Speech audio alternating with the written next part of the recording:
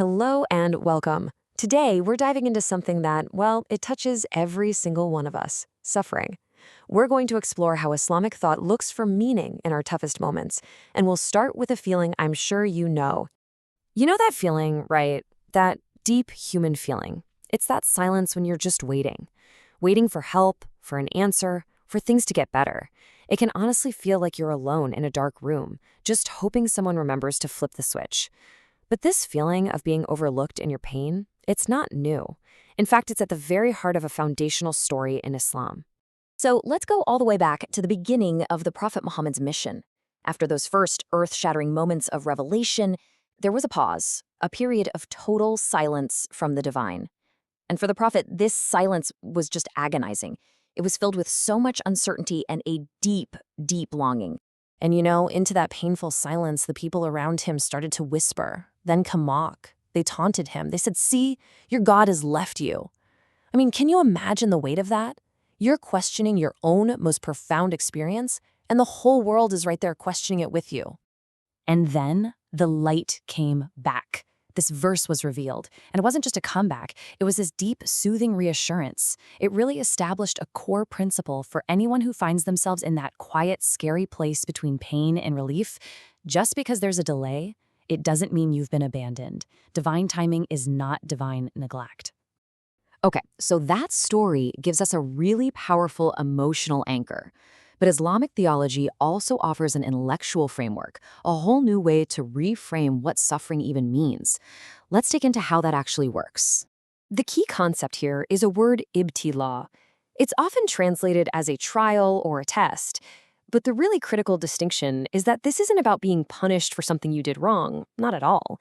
Instead, it's framed as an instrument, almost like a tool that's designed for your own spiritual growth, to help you realize the potential that's already sitting inside you.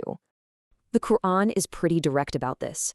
It says we will certainly be tested with things like fear, hunger, loss, but, and this is the key, it's not random, and it's not meaningless. From this perspective, these challenges are the very things that push us forward. They're like the friction you need for any kind of movement. And there's a promise attached to it all.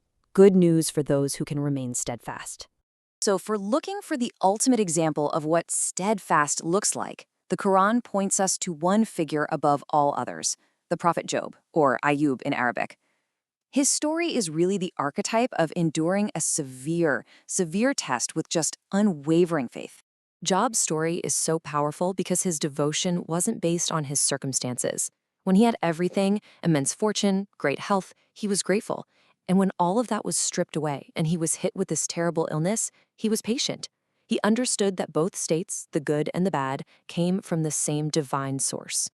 And here's the crucial point. The Quran praises him not for somehow avoiding the suffering, but for his response to it. His excellence was proven in his patience through the hardship. He is the ultimate example that trials are just part of the divine plan, even for the most beloved of people. Now, this doesn't mean these ideas were just accepted without any questions. Of course not. The struggle to reconcile an all-powerful, all-merciful God with the fact that suffering exists, well, that's led to centuries of really deep theological and philosophical debate within Islamic thought. And this debate reveals this core tension. On one side, you had the Mu'tazilats, the so-called rationalists. They stressed God's absolute justice. For them, God cannot create evil. It's just not compatible with his nature. So evil has to come from human free will. But on the other side, you have the Ash'arites. They emphasized God's absolute omnipotence, his total power. They proposed that God creates all actions, both good and evil, but that humans have the choice to acquire or align themselves with those actions. And that's where our responsibility comes in. It's this fascinating debate about free will, power, and where responsibility truly lies. But let's move away from those really complex intellectual debates and go back to the spiritual heart of this. Because there, we find a direct, powerful promise of hope and relief, especially for those who are right in the middle of a trial. This promise is captured so beautifully in the 94th chapter of the Quran, called Al-Inshirah. I mean, the name itself means solace or comfort. And just like that verse we saw earlier, this chapter was revealed during a really difficult time for the early Muslims, specifically to give them encouragement. This right here is the core message, but notice the wording. It doesn't say after hardship, ease will come. It says with it. The Arabic word used here, ma'a, implies that the ease is intrinsically connected to the hardship itself. It's almost like it's born from the very same moment.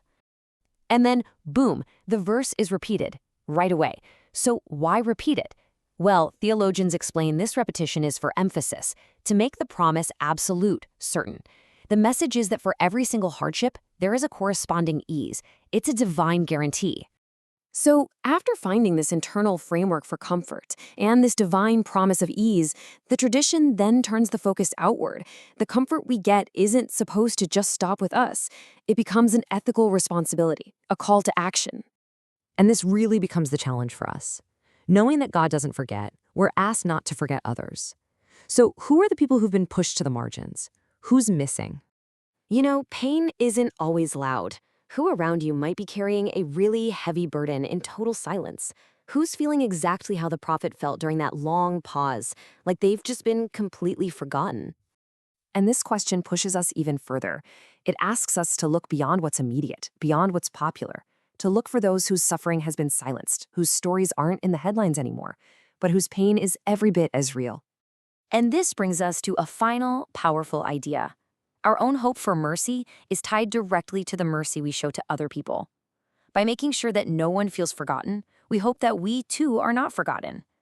It's a call to transform our own experience of pain into a source of compassion for the entire world.